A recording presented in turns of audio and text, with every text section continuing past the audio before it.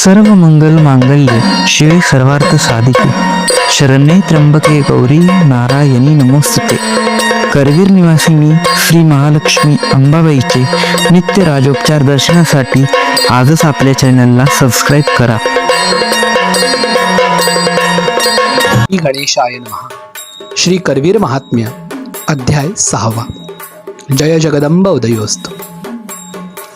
पूर्वीच्या अध्यायात आपण पाहिलं की विंध्याचलाला नम्र राहण्याची आज्ञा करून महर्षी अगस्ती आपण दक्षिणेहून परत येईपर्यंत असाच झुकलेल्या अवस्थेत राहा असा आदेश देऊन दक्षिणेला आले। गोदावरीच्या रम्य तटावरती विहार करत असताना अगस्त्य मुनींना मात्र काशीचा विरह सहन होईना।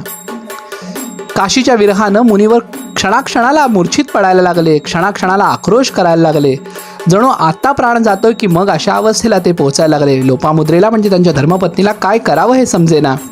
अशा अवस्थेत महर्षींनी प्रार्थना केली, त्राही विश्वेश्वभूतात्मन त्राही विश्वार्थी नाशना वद्वियोग परिश्लेषान मतिर्लीना मयी स्थिता।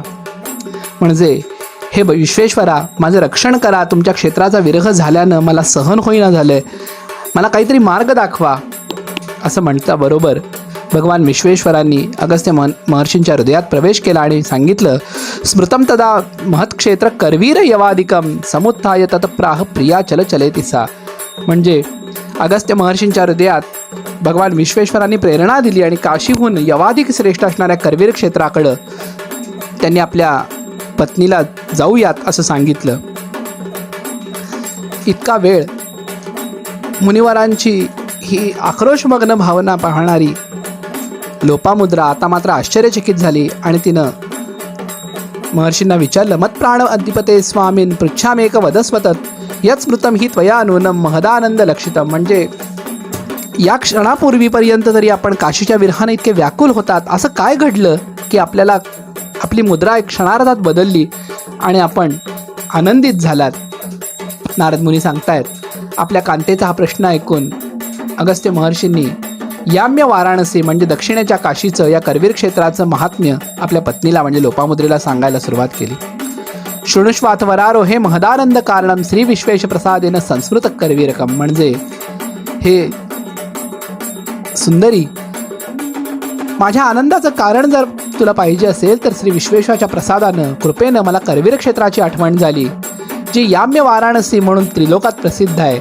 जम्बूद्वीपाचे शिरोरत्न भुक्तिमुक्त प्रद असं हे करवीर क्षेत्र आहे, जिथं करवीर क्षेत्र जगदंबेनं आपल्या उजव्या हातामध्ये धारण केलंय ते साक्षात मला काशीच्या विरहाचा अग्नी जाळून टाकणाऱ्या चंद्राप्रमाणे भासतंय। विश्वेशाचं दर्शन, काशीचा निवास, मणिकर्णिकेचं स्नान हे सगळं मला करवीरातही प्राप्त होऊ शकतं आणि त्याच्याही पेक्षा अधिक म्हणजे मला जगदंबेचं दर्शन प्राप्त होईल। भुक्तिमुक्ती प्रदानार्थ स्थिता या जगती तले वास तत्र करिष्यामी सर्व देव निवेशिते। म्हणजे भुक्तिमुक्ती देणाऱ्या या करवीर क्षेत्रातल्या या महक्षेत्रामध्ये सर्व देव निवास करतात, सगळी तीर्थ राहतात। हे सगळं आठवल्याबरोबर माझा काशी क्षेत्राचा विरह शांत झाला आणि आपण आता या करवीर क्षेत्राकडे जाऊयात, ज्या करवीर क्षेत्राचं स्मरण करता क्षणी पितरांना सुद्धा आनंद होतो। म्हणजे एखाद्या वंशातल्या पुत्रानं करवीर क्षेत्री जाण्याचा जर निश्चय केला तर त्याच्या घरचे पितर आनंदानं टाळ्या वाजवायला लागतात आणि आपला वंशज या करवीर क्षेत्राकडे, या रौद्री गयेकडे वाटचाल करतो हे बघितल्यानंतर अहो वयम धन्यतमा नृलोके गतास्मदी अखिल वंशजोयम गयाम ही रौद्री करवीर असताम पिंड समापात्य ही तारयिष्यती। म्हणजे अहो आम्ही धन्य आहोत की आमचा वंशज आज करवीर क्षेत्राकडे जायला निघालाय, तो करवीरात जाईल, गयेकडे जाईल आणि आम्हाला पिंड देऊन आम्हाला मुक्तीला नेईल। आमच्याशिवाय कोणी धन्य असणार नाही, कारण या करवीर क्षेत्रामध्ये जर आमच्या वंशजांना आमच्यासाठी पिंडदान केलं तर त्याच्यासारखं महत् पुण्य नाही। कुलोद्भवम पिंडमात्र दृष्टाम रजाम लोकम परमम पवित्रम यत्र स्थितानांच जरा न दुःखम न पुतिगंधंच पलितन न चापी।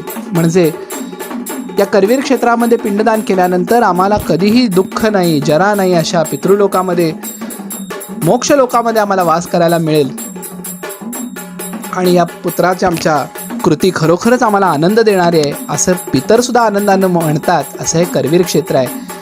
हे अर्धांगिनी प्रिये, या क्षेत्राचं महात्म्य मी तुला काय सांगू। आपल्या पतीची इतका वेळ आपल्या पतीचा आक्रोश पाहणाऱ्या लोपामुद्रेला देखील आनंद झाला आणि तिनं आपल्या पतीला विचारलं, म्हणजे महर्षी अगस्त्यना विचारलं की असं काय घडलं की देवीनं हे करवीर क्षेत्र आपल्या हातामध्ये धारण केलं, हे मला कृपा करून सांगा. तेव्हा महर्षी सांगतायत, एकदा देवी आणि शिव यांच्यामध्ये दोन्ही काशीच्या क्षेत्राबद्दलच्या श्रेष्ठत्वाबद्दलचा वाद झाला. तेव्हा भगवान नारायणांनी या क्षेत्राची तुला करून दाखवली आणि त्यानंतर ते म्हणाले की आता दोघांनीही आपापलं क्षेत्र आपापल्या हातामध्ये धारण करा.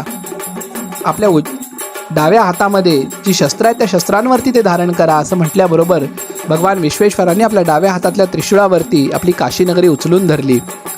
पण जगदंबेला मात्र आपल्या डाव्या हातात गदा धारण करून हे करवीर क्षेत्राचा भार पेलवेना, तेव्हा ती गदा तिनं उजव्या हातामध्ये धारण केली आणि मग त्यावरती करवीर क्षेत्र तिला तोलून धरता आलं. हे बघून भगवान विष्णू म्हणाले, आता तुमच्या मनातली शंका नक्कीच फिटली असेल, कारण हे विश्वेश्वरा तुमच्या क्षेत्रामध्ये मुक्ती आहे म्हणून तुमचं क्षेत्र त्रिशूलावरती तरलं. पण हे करवीर क्षेत्र महातारक अशा या करवीर क्षेत्राचा भार देवीच्या वाम हस्तानं पेलणं शक्य होईना म्हणून तिला उजव्या हातामध्ये घ्यायला लागलं. यातच या क्षेत्राचं महात्म्य आलं. साक्षात जगदंबेनं स्वतःच्या उजव्या हातात धारण केलेलं हे क्षेत्र आहे. अगस्त्य महर्षी सांगतायत, या क्षेत्राचा महिमा ऐकून भगवान विश्वनाथ काशी सोडून करवीरामध्ये आले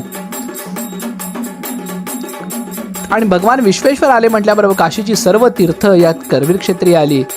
मणिकर्णिका आली, विश्वेश्वर आले आणि काशी विश्वेश्वर मणिकर्णिकेसह गंगेसह इथं आले म्हटल्याबरोबर सेतुबंध, कुरुक्षेत्र, द्वारका, गोकुल, श्रीशैल अशा सगळ्या क्षेत्राची सगळी दैवत, सगळी तीर्थ या करवीर क्षेत्र